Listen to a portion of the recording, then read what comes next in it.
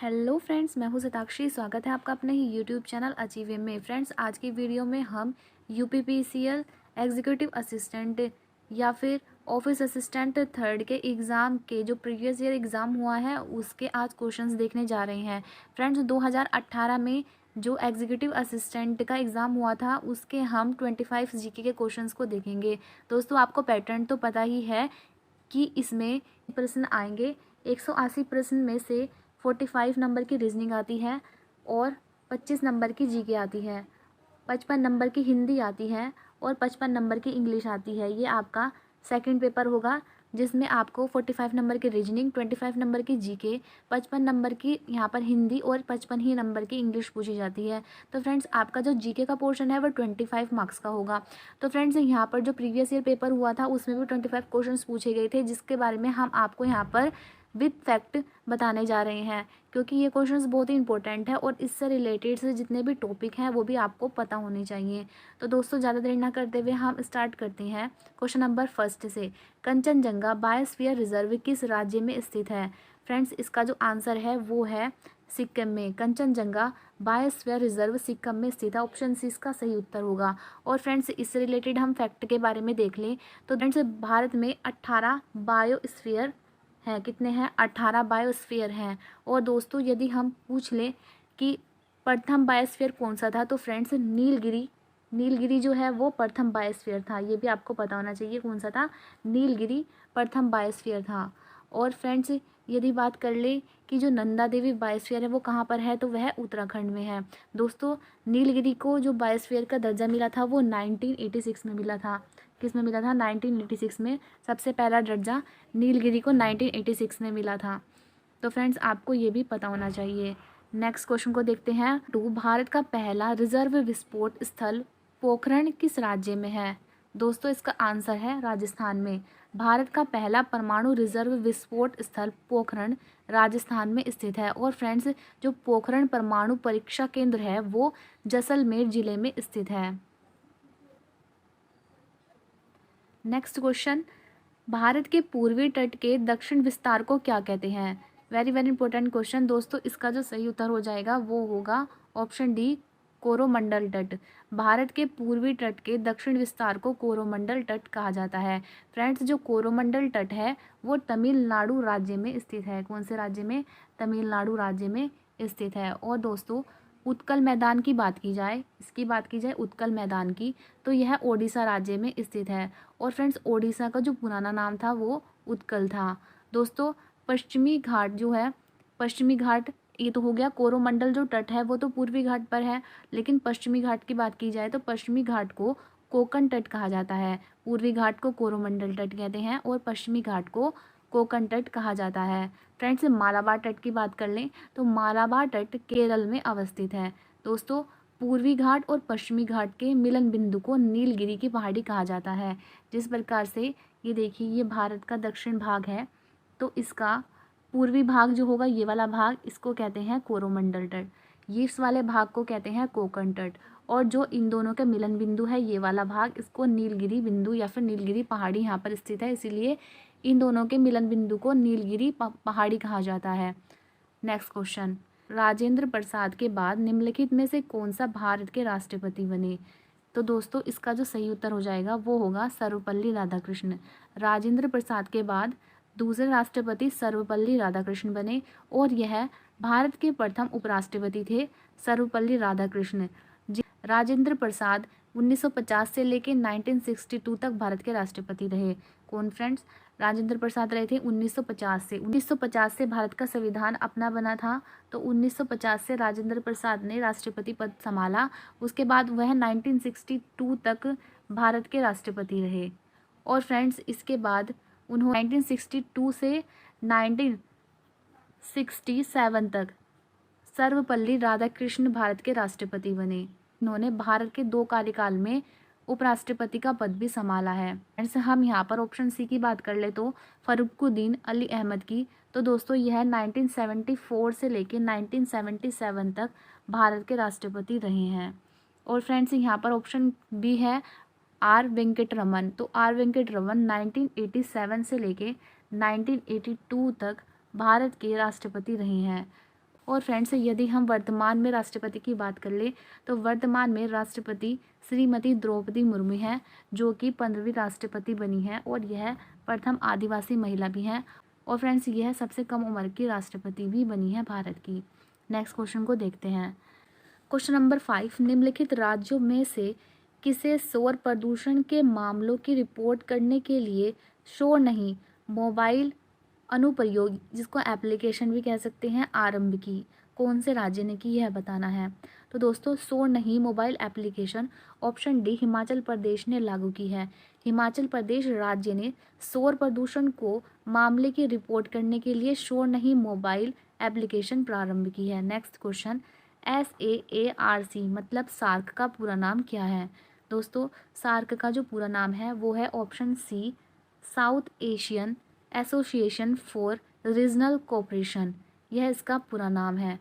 दोस्तों, सार्क की स्थापना 8 दिसंबर 1985 में हुई थी। कब हुई थी? 8 दिसंबर 1985 में सार्क की स्थापना हुई थी। और फ्रेंड्स, सार्क का प्रथम शिलालेखन ढाका में हुआ था। कहाँ पर हुआ था? ढाका में हुआ था, जो कि 1985 में हुआ था। और दोस्तों, सार्क का सचिवालय काठमांडू में है। कहाँ पर है? काठमांडू में है सार्क का सचिवालय। सार्क दिवस 8 दिसंबर को मनाया जाता है। कब मनाया जाता है?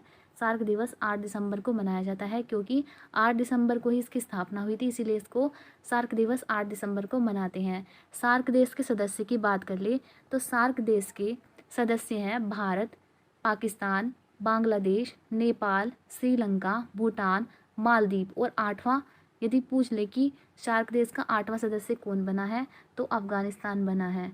तो फ्रेंड्स, आपको ये भी पता होना चाहिए। और दोस्तों, हम इसकी एक ट्रिक भी है सार्क के सदस्य को याद करने की। क्या है? MBBS pen. MBBS पेन से आप इसको कैसे याद करेंगे?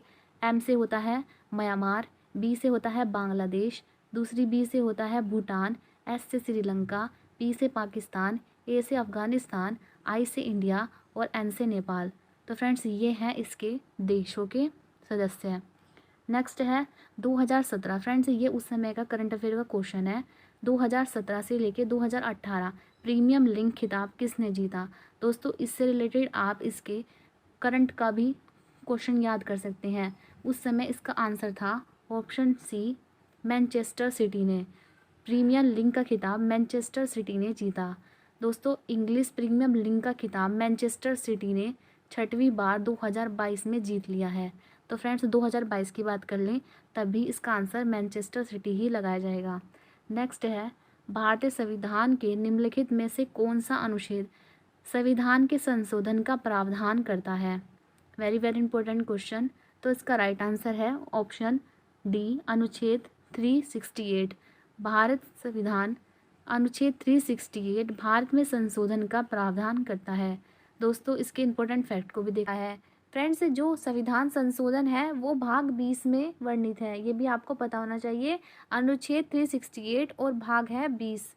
दोस्तों, यदि हम इनके अन्य ऑप्शन की बात कर ले, अनुच्छेद 393 में वर्णित है संक्षिप्त नाम का। क्या है फ्रेंड्स? संक्षिप्त नाम का वर्णन है अनुच्छेद 393 में। और दोस्तों, 243 की बात की जाए तो यह पंचायती राज से संबंधित है। और फ्रेंड्स, अनुच्छेद 333 की बात की जाए तो यह विधानसभा में आंग्ल भारतीयों के प्रतिनिधित्व से संबंधित है। तो फ्रेंड्स, इसका जो सही उत्तर हो जाएगा वो होगा 368, जिसमें संविधान संशोधन का प्रावधान की व्यवस्था है, जो कि भाग 20 में है। नेक्स्ट क्वेश्चन को और फ्रेंड्स, यहाँ पर एक और पॉइंट है, यह संविधानिक संशोधन की जो प्रक्रिया है यह दक्षिण अफ्रीका से ली गई है। नेक्स्ट क्वेश्चन है, ओडिशा के कर्नाटक में प्रसिद्ध सूर्य का मंदिर का निर्माण कराने वाला भारतीय राजा का नाम बताइए। दोस्तों, इस तरह के यहाँ से आपको पता चल रहा है कि यहाँ पर मंदिरों से संबंधित भी प्रश्न पूछे जाते हैं। दोस्तों, इसका सही उत्तर है ऑप्शन ए, नरसिंह देव। नरसिंह देव ओडिशा के कोणार्क में स्थित प्रसिद्ध सूर्य मंदिर के निर्माणकर्ता राजा हैं। दोस्तों, ओडिशा के कर्नाटक में प्रसिद्ध सूर्य मंदिर का निर्माण राजा नरसिंह देव ने करवाया था। और नरसिंह देव द्वारा कोणार्क मंदिर का निर्माण 13वीं शताब्दी में कराया गया था। तो फ्रेंड्स, ये भी पता होना चाहिए कौन सी शताब्दी में कराया गया था, तो 13वीं शताब्दी में कराया गया था। कोणार्क मंदिर में लाल रंग के बालू पत्थर तथा काले ग्रेनाइट पत्थर से मिलकर इसका निर्माण हुआ है। दोस्तों यूनेस्को की विश्व धरोहर में भी यह शामिल है।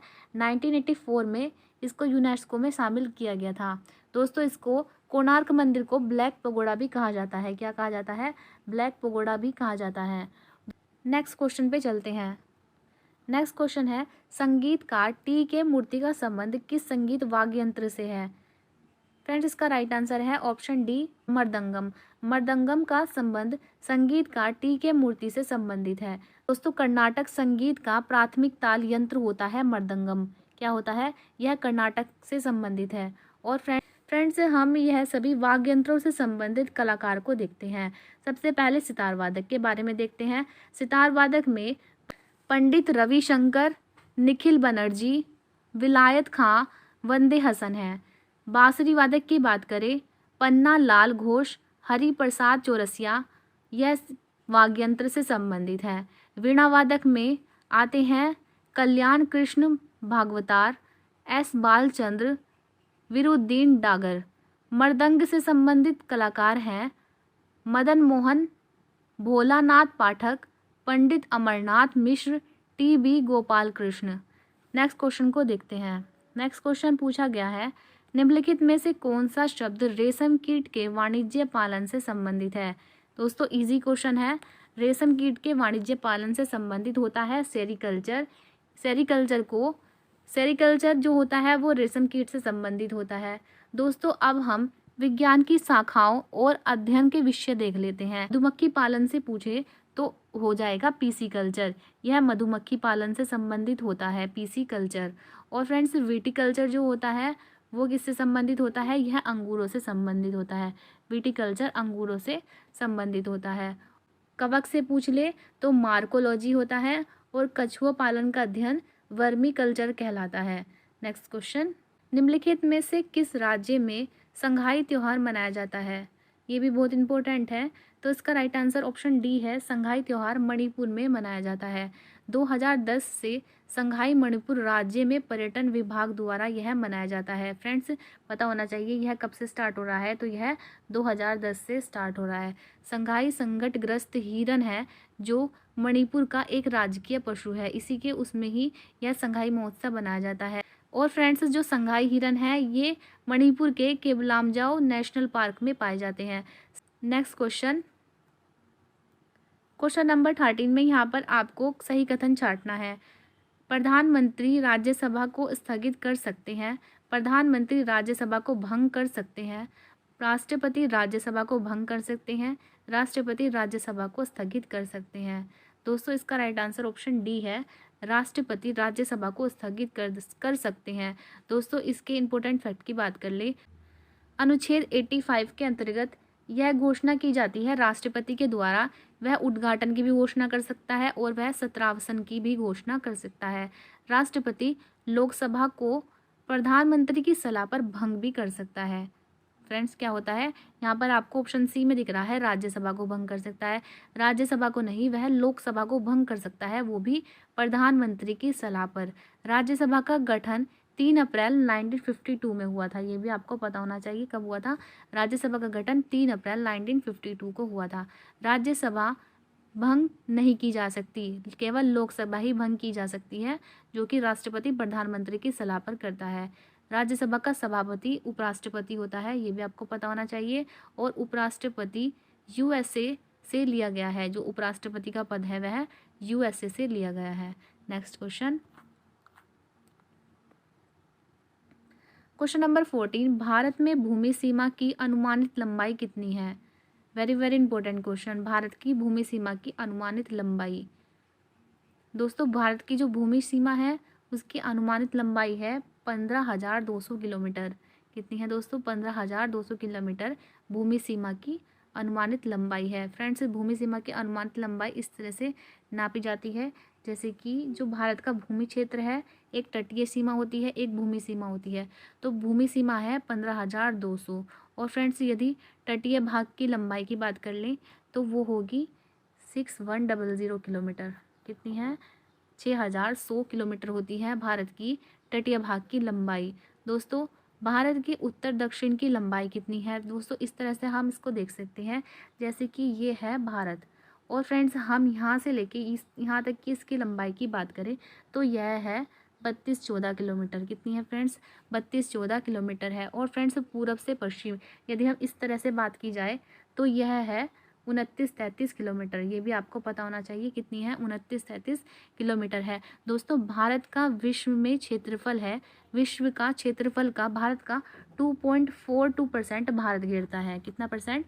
2.42। और फ्रेंड्स यहाँ पर जो आबादी है वो विश्व की आबादी का 17.5% है, जो कि भारत दूसरे नंबर पर आता है भारत की जनसंख्या के मामले में, और क्षेत्रफल के मामले में भारत 7वें स्थान पर आता है।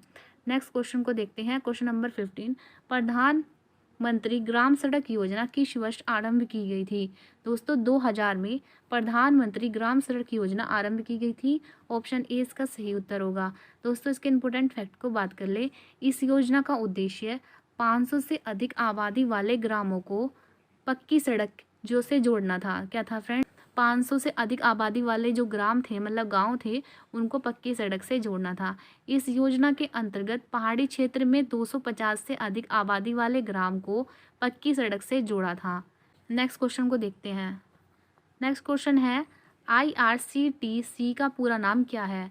दोस्तों IRCTC का पूरा नाम ऑप्शन बी होगा इसका right answer, Indian railway catering and tourism corporation.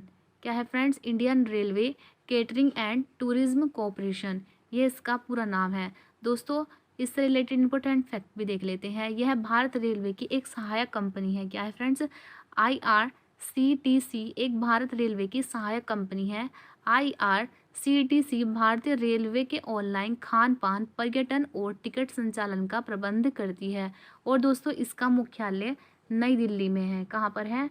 नई दिल्ली में इसका मुख्यालय है। और इसका जो नारा है वो है राष्ट्र की जीवन रेखा। नेक्स्ट क्वेश्चन है क्वेश्चन नंबर 17।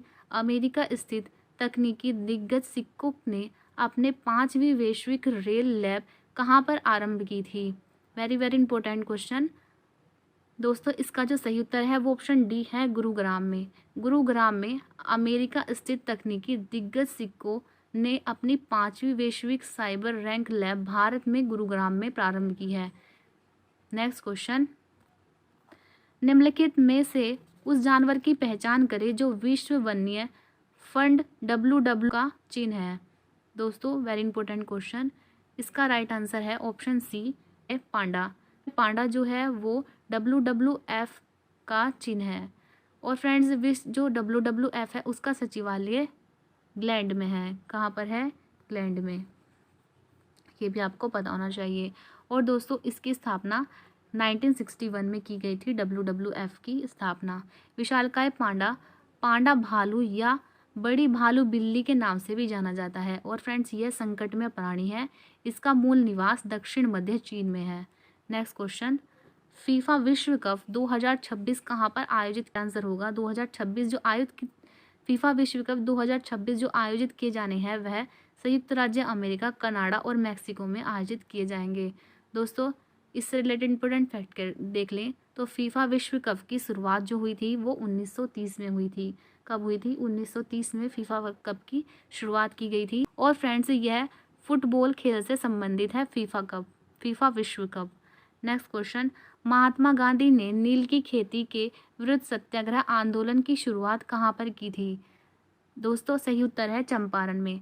महात्मा गांधी ने नील की खेती के विरुद्ध सत्याग्रह आंदोलन चंपारण में शुरू किया था। दोस्तों इंपॉर्टेंट फैक्ट भी जान लेते हैं।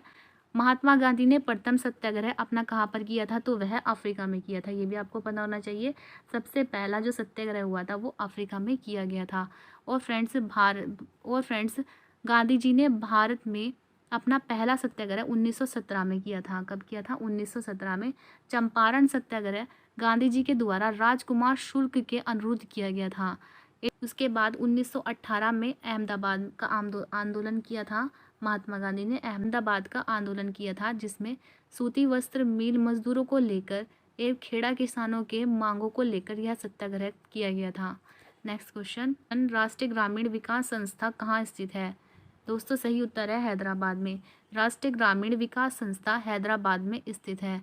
दोस्तों भारतीय कृषि अनुसंधान संस्था की बात की जाए वह नई दिल्ली में है, ये भी आपको पता होना चाहिए।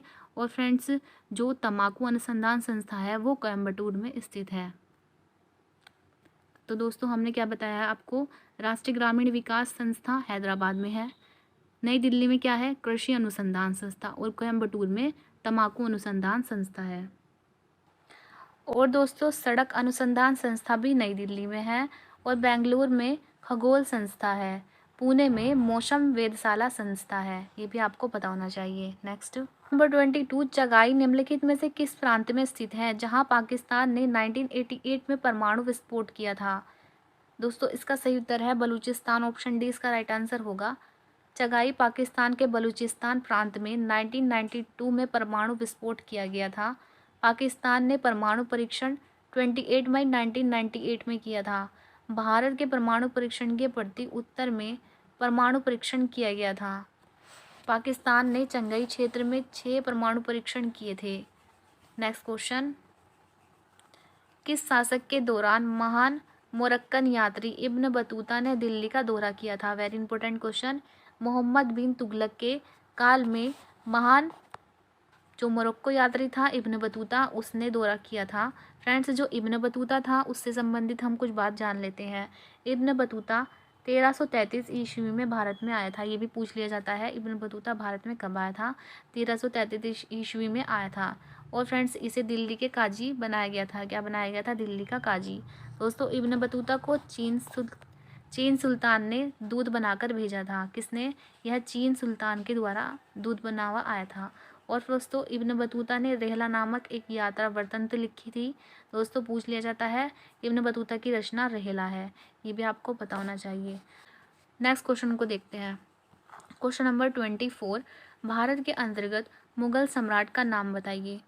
दोस्तों भारत के अंतर्गत मुगल सम्राट थे बहादुर शाह जफर, ऑप्शन भी इसका सही उत्तर हो जाएगा बहादुर शाह जफर। भारत के अंतिम मुगल सम्राट जो थे वो बहादुर शाह जफर थे, या फिर बहादुर शाह द्वितीय भी कहा जाता है।